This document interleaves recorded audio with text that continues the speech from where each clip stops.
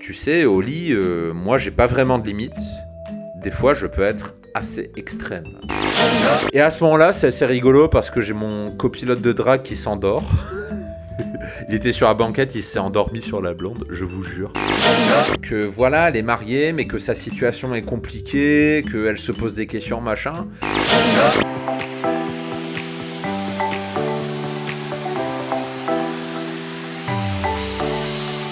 Bonjour à tous, je m'appelle Mike et je vous souhaite la bienvenue sur le podcast Le Dragueur de Paris. L'émission du Dragueur de Paris vous expose des récits de drague personnels et des confessions intimes d'un ancien timide devenu séducteur pour vous permettre de profiter à fond de votre célibat.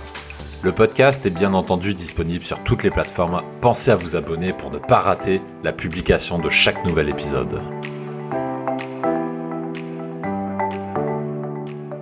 Bonjour à tous les séducteurs, je suis Mike, le dragueur de Paris, alias l'ancien timide devenu séducteur, et bienvenue pour cette nouvelle émission. Je vais vous raconter, ou je vais revenir avec vous sur des histoires de drague du dragueur de Paris. Lorsque j'étais ultra actif, que je sortais tout le temps, que j'avais des rencarts quasiment tous les jours, et aujourd'hui j'ai choisi une histoire assez mouvementée, on va dire, assez atypique, assez traître aussi. Certains en profiteront peut-être pour moraliser la chose, je pourrais le comprendre tout à fait. Toujours est-il que cette histoire ne vous laissera pas indifférent, puisque là, on va parler de tromperie. On va parler de tromperie puisque ici, je vais vous parler d'une femme que j'avais rencontrée dans une boîte de nuit parisienne, que j'avais rencontrée en soirée, qui sortait avec sa copine et qui était en couple depuis un certain temps, qui était mariée et qui a fini le soir même par coucher avec moi alors qu'elle avait son mari. Alors que 1 heure après avoir couché chez moi, elle est rentrée tranquillement dans sa maison, là où elle habitait avec son mari, et tout ça en une soirée. Et certains vont peut-être dire que voilà, une femme mariée, ça trompe pas comme ça son mari. Et ben cette histoire va renverser ce que vous pensiez savoir, puisque justement vous allez vous rendre compte que tout peut aller très vite. Et ici encore une fois, on va parler de soirée. En ce moment, j'aime beaucoup parler d'histoire de drague de soirée. Donc je vais vous parler de cette femme Mathilde qui a trompé son mari.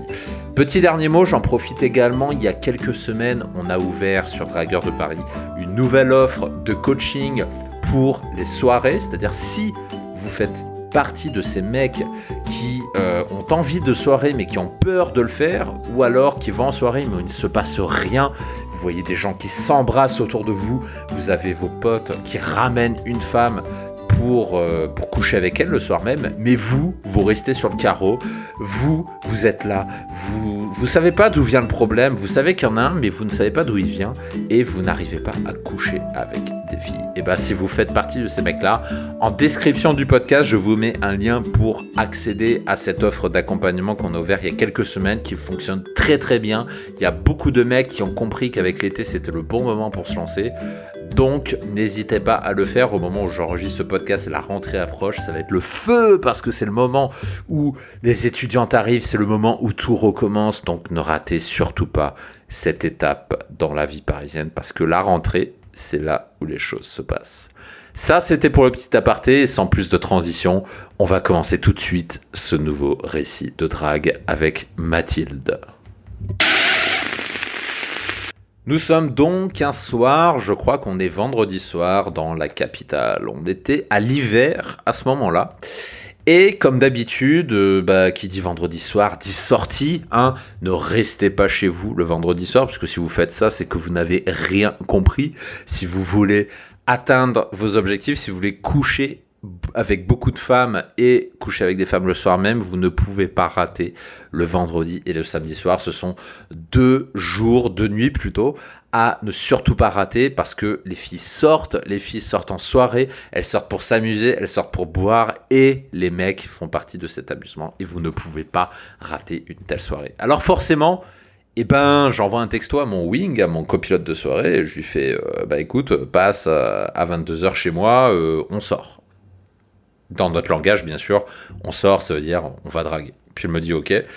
Je rentrais du travail, j'ai tout juste le temps de faire la sieste. J'avais pas de rencard ce soir-là, donc du coup j'ai pu faire une sieste pour bien me reposer. Et je me réveille un petit peu avant, le temps de me doucher, de me préparer, de m'habiller, de me parfumer. Mon pote arrive, et puis, comme à nos habitudes, on commence à picoler, on commence à boire, à se raconter nos vies, nos derniers rencarts. On se raconte plein de trucs, parce que ça, c'est ce que j'aime bien faire pour me chauffer en soirée. C'est de parler de filles, de parler de rencarts, de parler de nos derniers rencarts, de mettre des musiques petit à petit un peu plus extrêmes. Hein.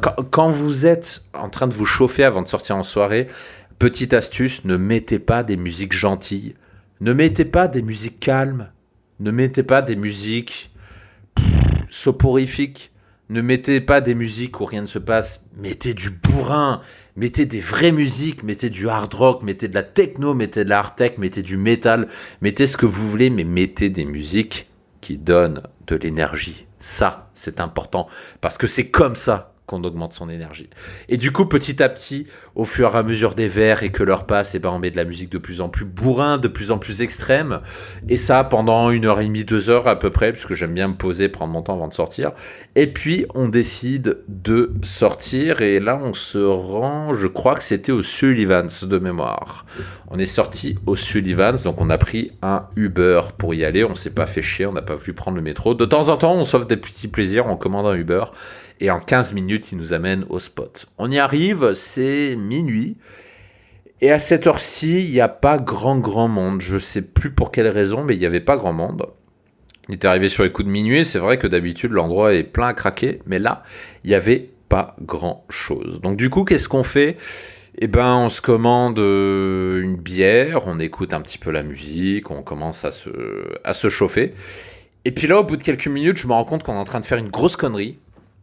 Truc que je martèle à chaque fois en coaching, parce que si vous venez faire un coaching soirée, ça vous y couperez pas.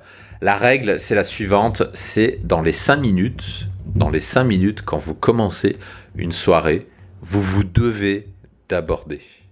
Vous devez de parler à quelqu'un. Même si c'est un mec, c'est pas grave. C'est pas grave si c'est un mec.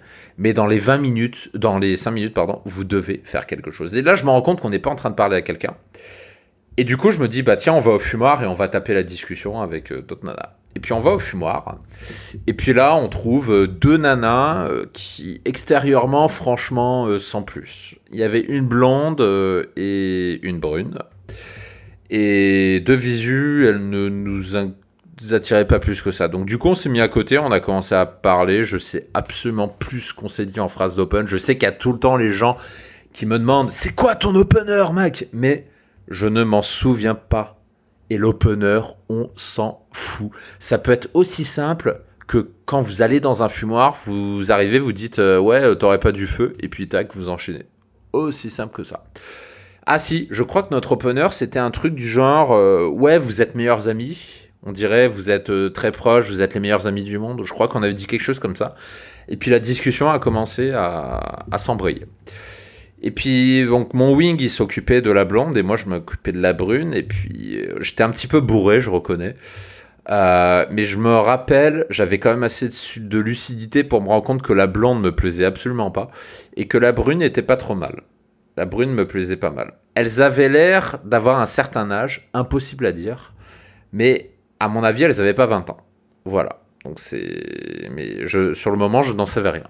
Et puis on a commencé à discuter, et puis très vite, je me retrouve à isoler la brune, c'est-à-dire que je me retrouve seul contre le comptoir, à parler avec la brune, à taxer sa clope, parce que je suis non-fumeur, mais j'aime bien fumer de temps en temps en soirée, et je me retrouve à fumer avec elle. Je sais plus du tout de quoi on parlait, mais assez rapidement, j'ai commencé à sentir qu'il y avait une tension sexuelle. J'ai commencé à la regarder. Comment faire monter la tension sexuelle ? C'est simple. Vous la regardez, vous dévisagez, vous regardez ses seins, vous regardez son cul, vous regardez ses yeux.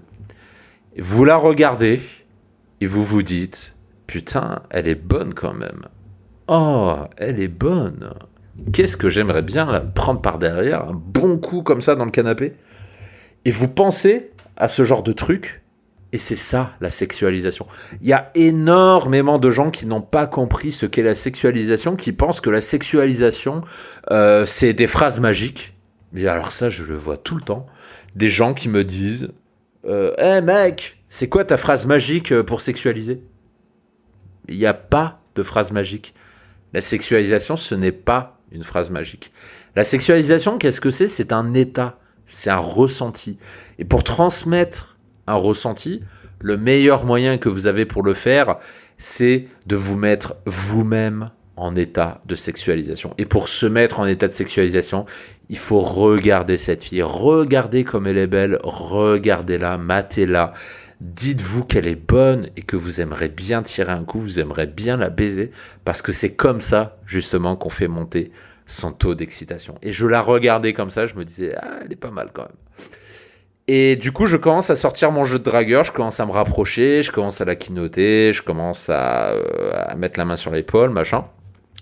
Jusque-là, le plan se déroule à merveille. Tout se passe bien, pas d'obstacle, pas de refus, tout va bien. Et puis à un moment, tout d'un coup, mon wing, il part avec la blonde, il me fait signe, il dit on va fumer. Et puis à ce moment-là, je regarde ma brune, je lui dis viens, on reste 5 minutes, on les rejoint après. Je pensais qu'elle allait objecter, je me suis dit qu'elle allait objecter, mais non, elle n'a pas objecté. Et elle est restée avec moi. Donc du coup, je me dis, eh ben c'est bon ça, j'ai l'ouverture pour y aller, ça y est, on va pouvoir y aller. Et puis du coup, je commence, comme à mon habitude, quand je suis un peu bourré, je commence à bourriner, mais comme un sagouin. C'est-à-dire que je me rapproche vraiment d'elle. Et puis à un moment, je la regarde, je me dis, putain, elle est vraiment bonne quand même. Et là, essayez de deviner ce que je fais. Oh, si vous commencez à me connaître, je pense que vous avez deviné. Et ben, j'essaie de l'embrasser. J'essaie de l'embrasser à ce moment-là, ça faisait un quart d'heure qu'on parlait. Et je me suis dit, je vais essayer de l'embrasser. Mais le plan ne s'est pas déroulé comme prévu à partir de ce moment-là. Parce qu'elle a tourné la joue. Et du coup, mes lèvres n'ont pas caressé ses lèvres, elles ont caressé ses joues. Oh, merde, putain, je me suis planté. Et puis là, elle coupe court au truc, elle me dit, viens, on va rejoindre les autres. Elle me dit, bon, ok. Et puis du coup, on sort du fumoir, et puis elles vont vers la piste de danse, et puis là, je vois plein de belles nanas qui dansent. Et je vois tellement plein de belles nanas qui dansent, que je la regarde elle, et je me dis, mais elle a l'air assez âgée quand même. Elle a pas 20 ans, cette nana. Parce que je voyais plein de belles nanas qui se trémoussaient, qui avaient 20 ans. Et à ce moment-là, dans mon cerveau de reptilien, de vélociraptor, a commencé à se dire, vaut-il mieux que je continue de la draguer elle, ou bien vaut-il mieux que je change? Qu'est-ce que je fais? J'ai pas eu tellement le temps de me poser la question, puisque cette fille-là, donc la brune, retrouve facilement la blonde, et puis là, on se retrouve à 4. Et puis la blonde suggère l'idée, à ce moment-là, d'aller se poser sur une table, sur des banquettes. Elle suggère cette idée-là. Puis du coup, il dit, bah ouais, ok. Alors du coup, on change de salle, et puis on cherche un endroit où se poser, et là, miracle, on trouve un endroit où se poser. Il y a des banquettes suffisamment grandes pour accueillir 4 personnes. Et puis on commence à se poser là. Et puis les filles vont chercher à boire. Elles reviennent avec à boire. Et puis là, c'est ambiance... Franchement, c'est ambiance Gainsbourg, là. On est tous là en train de picoler. On venait de fumer. On était là à 4, chacun la sienne, en train de parler avec sa target. Et puis c'est à ce moment-là que je décide de creuser pourquoi elle m'a rejeté. Parce que je ne comprenais pas. Je me disais, bah, le plan avait l'air solide. Pourquoi j'ai pris un vent? Il n'y avait pas sa copine à côté, on était seuls. Pourquoi? Alors du coup, je crois que je lui ai posé la question brute de fonderie. Je crois que je me suis pas fait chier. J'ai posé la question directement, c'est-à-dire je lui ai fait pourquoi tu m'as mis un vent tout à l'heure? Si t'es pas attiré, il n'y a pas de problème, dis-le moi. En fait, j'étais en train de bugger parce que d'un côté, elle m'avait foutu un vent, et de l'autre, on était tous les 4 en train de passer un beau moment. Alors du coup, j'ai voulu savoir si j'étais en train de perdre mon temps, c'est-à-dire est-ce que dans sa tête, elle était en train de se dire je vais profiter de ces mecs pour ne pas rester seule et raconter ma vie, ou est-ce que elle est open pour se faire brancher, mais c'est juste moi qui suis allé trop vite. Donc je pose la question brutalement. Je recommande pas de le faire à chaque fois, mais là, comme il y avait une contradiction, c'est-à-dire d'un côté j'ai eu un rejet et de l'autre j'ai des signes d'intérêt, et tertio, troisième point, il y avait toutes ces bonasses qui dansaient sur la piste. Donc moi je me disais, mais je vais pas perdre mon temps avec une nana si c'est perdu d'avance. Donc du coup j'ai voulu crever l'abcès. Et je lui pose directement la question, et à ce moment-là, elle me répond, elle me dit, un, qu'elle est mariée, ça elle me l'avait pas dit, et deux, que c'est pas par rapport à son mari qu'elle m'a bloqué, mais par rapport à sa copine. Parce qu'elle me dit que voilà, elle est mariée, mais que sa situation est compliquée, qu'elle se pose des questions, machin, mais comme il y a sa copine, voilà, c'est un peu compliqué, etc. Donc là, elle a commencé à me faire pas mal de petits trucs, et dans ma tête, j'ai vite compris la situation. La situation est d'une extrême simplicité, en fait. C'est extrêmement simple. C'est une femme qui sait déjà que sa relation est vouée à l'échec, qui s'ennuie au lit, mais par pression sociale, elle n'est pas encore prête à aller voir ailleurs. Donc du coup, elle se met des barrières protectives. Elle se dit, ça ne se fait pas, elle a sa copine, elle a un machin. Et du coup, elle se met des blocages comme ça. Et puis à ce moment-là, on s'interrompt de parler de sujet parce que là, il y a la blonde qui nous demande un truc et du coup, on se remet à parler à quatre. Et à ce moment-là, c'est assez rigolo parce que j'ai mon copilote de drague qui s'endort. Il était sur la banquette, il s'est endormi sur la blonde, je vous jure. Je crois qu'il a trop bu. Il s'est endormi sur la blonde, sur le canapé. Et du coup, on se retrouve à parler à trois. On se retrouve à parler à trois avec ma brune, la blonde et moi. La brune, à un moment, se lève et me dit qu'elle va aux toilettes. Et du coup, je décide de profiter de ce moment-là pour un petit peu sonder la blonde, pour savoir un petit peu ce qui se passe derrière sa tête. Je commence par la questionner sur sa situation et j'apprends à ce moment-là qu'en fait la blonde est une femme, une divorcée, mais qui est en couple avec un autre mec, qui a des gamins. Et là, elle m'explique dans ses mots à elle sa situation qui est là aussi d'une extrême simplicité. Elle m'explique tout bêtement que je crois qu'elle avait 47 ans, quelque chose comme ça, fin de quarantaine grosso modo. Et elle m'a expliqué que sa vie de femme est derrière elle, qu'elle a pris conscience de ça, c'est-à-dire qu'elle n'est pas très loin de la ménopause, qu'elle a fait son gamin, qu'elle a eu son mariage, qui s'est résulté par un divorce. Autrement dit, qu'elle a fait tout ce qu'une femme est supposée faire, c'est-à-dire faire des enfants et se marier. Et se marier pendant un certain temps. Et du coup, elle m'a expliqué qu'aujourd'hui, elle est au stade où elle profite de ses derniers instants de féminité parce qu'elle sait très bien qu'à passer un certain âge après la ménopause, ce ne sera plus possible. Donc elle se rend compte, malheureusement, mais c'est la nature, on vieillit tous, elle se rend compte qu'elle est sur la fin. Donc elle se dit, le clap de fin approche, alors je vais en profiter. Je vais profiter de mes dernières années de nana. Et même si j'ai déjà officiellement un copain, je n'ai pas de scrupule à le tromper. Et là, je lui pose la question franco, je lui dis, bah ouais, officiellement t'as un copain, mais tu vois de temps en temps des mecs. Et là, elle assume un peu moins, mais elle me fait plus ou moins comprendre directement qu'elle s'est tapé d'autres mecs et qu'elle continue de se taper d'autres mecs. Et qu'elle branche d'autres mecs ouvertement, qu'elle n'a pas de scrupule à le faire. Et puis là, je commence à lui dire, mais t'as pas de risque d'être surpris ? Puis là, je lui fais, elle me fait, ah non, on sort pas aux mêmes endroits, puis mon copain, il sort pas très souvent. Fin de l'histoire. Donc du coup, dans sa tête, voilà un petit peu l'état d'esprit qu'elle avait. Et je ne l'ai pas dit, mais au cours de la conversation, la brune est revenue, donc du coup, elle a écouté une partie de la conversation. Et puis à un moment, quand la blonde a fini de raconter son histoire, je me tourne vers la brune. Et donc, à ce moment-là, je lui fais, et toi, ta situation ? Et là, c'est magique. La magie s'opère. C'est même plus moi qui fais le travail, ça va être la blonde. La blonde va ouvertement dire à la brune, comme ça, devant moi, va lui dire amuse-toi, je suis pas là pour te juger, vis ta vie, fais ta vie, arrête de te prendre la tête, arrête de te poser des questions, blabla. Elle fait plein de trucs comme ça. Et la brune, elle est là comme ça en mode ah ouais, mais je sais que t'as raison, mais je sais pas, voilà. Elle a encore un petit peu besoin de temps, mais ça, c'est le summum du dragueur, c'est que la blonde est en train de bosser pour moi. Elle est en train de convertir sa pote au côté obscur de la force. Je n'ai rien à faire. Et donc du coup, on continue cette conversation à trois sur le thème de machin. Et puis ensuite, mon pote se réveille. Puis là, on commence un petit peu à le charrier en disant ouais, machin et tout. Et puis mon pote se remet à parler avec la blonde. Comme mon pote se remet enfin à parler à la blonde et du coup à faire son travail, putain de bordel de merde, à faire son boulot, je peux reparler à la brune. Et donc du coup, je commence à lui parler au creux de l'oreille. Je lui fais t'es plutôt quel genre comme fille? Parle-moi de toi.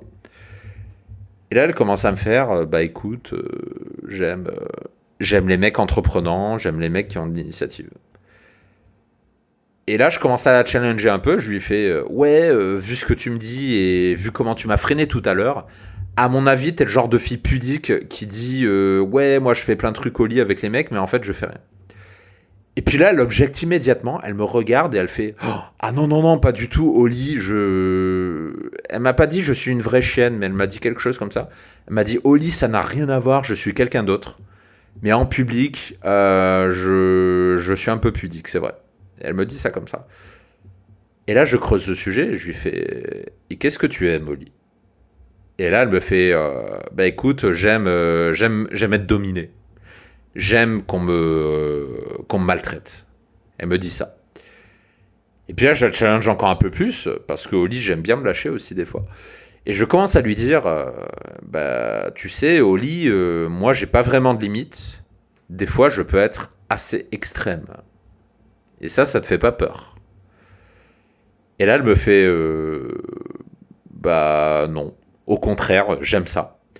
Et elle en rajoute une couche, elle me fait c'est ce que mon mari actuel ne m'apporte pas. Mon mari ne m'apporte plus ça. C'est ce qu'elle me dit. Et puis à ce moment-là, bah, je lui fais un violent kino, c'est-à-dire que elle était à ma gauche sur la banquette, je mets ma main gauche derrière son dos et je rentre ma main dans son cul. Je rentre ma main dans son cul à ce moment-là. Et je vois qu'elle est un petit peu surprise, elle se secoue en faisant comme ça. Mais elle me laisse faire. Et puis ensuite, je m'approche de sa tête et au creux de l'oreille, je lui fais vas-y, rapproche-toi de moi. J'ai envie de te sentir. Là, j'étais complètement excité à ce moment-là. Je bandais, mais ma bite, elle était peut-être à la limite de trouver mon jean. Et je bandais, mais sévère. Et elle se rapproche de moi. Mais je vois qu'elle bloque toujours. Elle bloque, elle me fait ouais, pas en public, machin et tout. Et puis là, il y a la blonde qui a entendu. Et la blonde, elle regarde sa copine, elle fait bah écoute, je vais aller aux toilettes, je vais me chercher une bière, faites ce que vous avez à faire. Elle fait ça comme ça. Et puis la brune, elle regarde, elle fait mais ça te dérange pas, t'es vraiment sûr, machin. Et puis là, elle me dit non, non, vas-y, franchement, fais ce que t'as à faire. Et puis elle se lève, et puis elle dit à mon pote viens, on va prendre un verre. Et puis les deux se lèvent et ils vont au bar. Et les banquettes étaient dans un coin, dans un recoin. C'est-à-dire qu'autrement dit, quand vous quittiez les banquettes, quand vous alliez au bar, on ne vous voyait plus. Quand vous étiez en bar, vous ne voyiez pas ce qui se passait aux banquettes. Et à ce moment-là, ça c'est un moment que j'oublierai jamais, c'était tellement excitant. À ce moment-là, une fois qu'elles sont hors de vue, il y a la brune qui me regarde. Et là, elle se jette sur moi. Elle se jette sur moi, mais d'un coup, comme ça. Elle rentre directement la langue dans ma bouche et là, elle me fait un des meilleurs baisers que j'ai eu de toute ma vie. Je vous jure, c'était incroyable. Sa façon d'embrasser était incroyable. Et la tension sexuelle était tellement forte, à mon avis, elle en pouvait plus. La tension sexuelle accumulée. Du coup, j'ai attrapé ses jambes, je l'ai mis à califourchon sur moi. Elle a commencé à faire des oh comme ça. Et puis là, elle s'est mise à califourchon sur moi. Et puis là, on s'est roulé des pelles, mais d'une force. C'était tellement excitant. Et puis là, on s'embrasse pendant 2 minutes comme ça. Pendant 2 minutes, on parle pas, on fait que s'embrasser. Et puis là, elle arrête, elle me regarde, elle me fait oh, je vous jure, j'invente pas. Mot pour mot, elle m'a dit ça. Elle me fait mon Dieu, mais tu embrasses tellement bien. Elle me regarde comme ça, et puis moi, je lui fais ah bah merci. Puis là, j'ai fait je te jure, c'est incroyable. Elle me dit un truc comme ça. Et puis là, je lui dis un truc que j'aime bien dire à chaque fois que j'embrasse une nana avec qui ça se passe bien. Je la regarde, je lui fais tu sais, j'ai une pensée, une croyance, et en général, c'est vrai. À chaque fois que j'ai embrassé quelqu'un qui embrassait très très bien, au lit, c'était incroyable. Et à chaque fois que j'ai embrassé quelqu'un que c'était pourri, et ben au lit, c'était nul. Et puis je la regarde, je lui fais du coup, je me demande vraiment comment c'est avec toi au lit. Et puis là, elle me regarde, elle me fait, là, tu vois, il n'y a pas ma copine, je peux me lâcher un peu plus, parce que j'assume pas de me lâcher quand il y a ma copine à côté. Mais à huis clos, toi et moi dans un lit, je suis quelqu'un d'autre. Et elle me dit ça comme ça. Et je peux vous dire qu'une fille comme ça, quand elle vous dit ça, vous vous frottez les mains, vous vous dites, ouh, qu'est-ce que je vais bien pouvoir lui faire. Et puis on continue de s'embrasser, puis là, il y a sa pote qui revient. Et là, je vous jure, c'est pas un sketch. Dès que sa pote arrive, là, tout de suite, elle se confond en excuses, elle sort et elle se rassied à côté de moi, l'air de rien. Et puis sa blonde, elle arrive, elle fait mais Mathilde, je m'en fous, tu peux y aller, quoi. Et puis là, elle lui répond ouais, mais non, j'assume pas, machin et tout. Et du coup, on retourne un petit peu à la caisse départ, au step où on était avant. Donc la copine revient, et puis là, je me retrouve toujours avec la brune, où je sens que j'ai moyen de la baiser. Je ne sais pas encore comment je vais faire, mais je sais que j'ai moyen de la baiser. Et je sais qu'en plus, si j'arrive à la baiser, je vais passer une des meilleures nuits de ma vie.